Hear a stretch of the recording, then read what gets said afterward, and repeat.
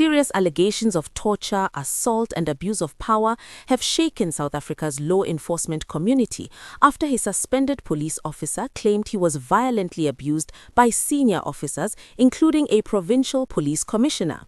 The claims were made during testimony before a parliamentary oversight committee investigating controversial actions within the South African Police Service. At the center of the allegations is suspended Police Sergeant Samkeliso Mkhwanazi, who accuses KwaZulu-Natal Police Commissioner Nhlanhla Mkhwanazi of being directly involved in acts of torture, illegal detention, and other abuses of power.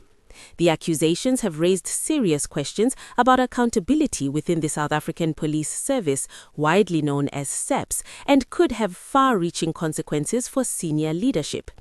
Here's what the committee heard and what it could mean for policing in South Africa. Testimony before Parliament. The explosive testimony was delivered before a special ad hoc committee of Parliament which is examining controversial conduct linked to a 2024 kidnapping investigation. During the hearing, Sergeant Mkhwanazi alleged that Commissioner Mkhwanazi played a direct role in acts of torture, illegal detention, and other abuses of power. According to Mkhwanazi, these events took place after the kidnapping of KwaDukuza businessman Zakaria Desai in September 2024. Desai had reportedly been suspected by investigators in connection with criminal activities before he himself became the victim of a kidnapping. Mkhwanazi told the committee he had no involvement in the kidnapping but suddenly found himself targeted by investigators. How the case began. At the time of the incident, Mkhwanazi was working as a member of the border policing unit at the Lelembo port of entry in Mpumalanga. He said his troubles began when he received a phone call while traveling in Mozambique on a private business trip. According to his testimony, he was told that armed men had arrived at his home looking for him.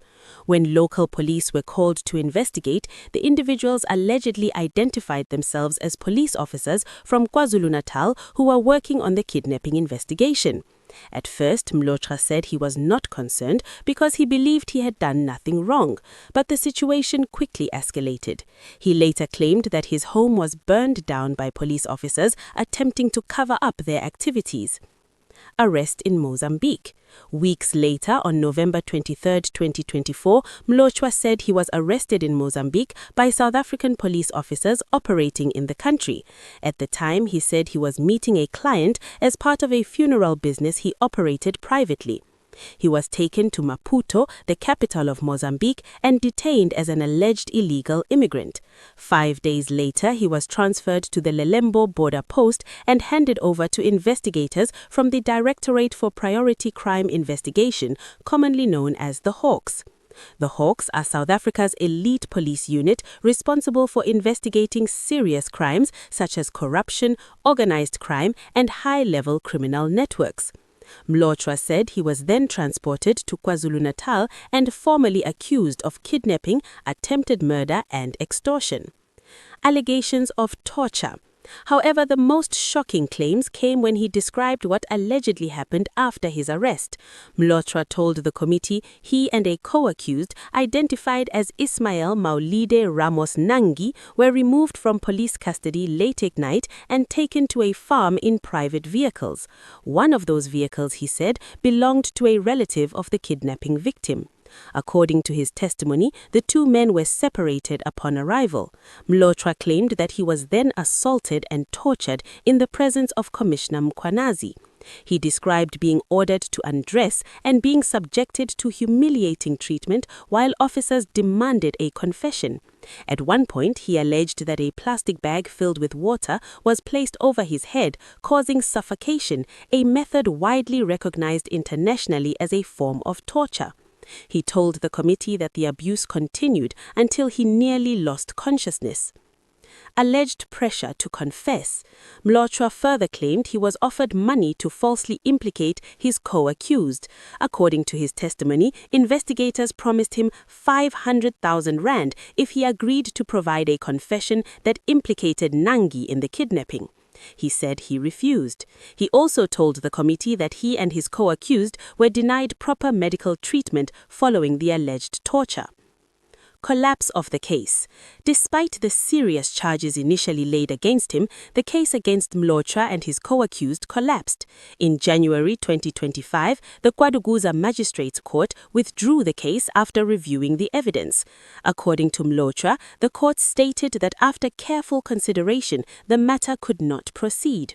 However, even though the criminal charges were dropped, Mkhwanazi said he remains suspended from the police service due to what he described as irregular disciplinary procedures. He also told the committee that he has struggled with serious psychological trauma following the alleged abuse. According to his testimony, his medical aid benefits were cancelled after his suspension, leaving him responsible for paying privately for psychiatric treatment. Broader implications for police oversight. The allegations have now become part of a broader parliamentary investigation into conduct within the South African Police Service. The committee expected testimony from 4 witnesses during the hearing, but only Mkhwanazi was able to testify. Another witness reportedly failed to obtain permission from the State Security Agency to appear before the committee. 2 additional witnesses were unable to testify after the hearing was unexpectedly adjourned. Chairperson Soviet Leganyani announced that further testimony will continue next week. Among those expected to appear is National Police Commissioner Fani Masemola.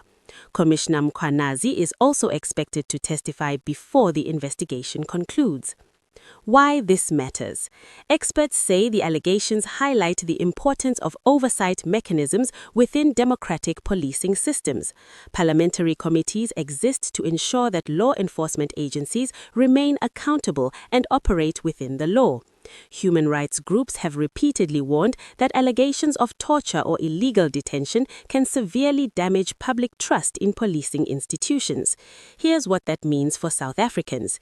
If proven true, the accusations could lead to disciplinary action, criminal investigations, or major leadership changes within SAPS.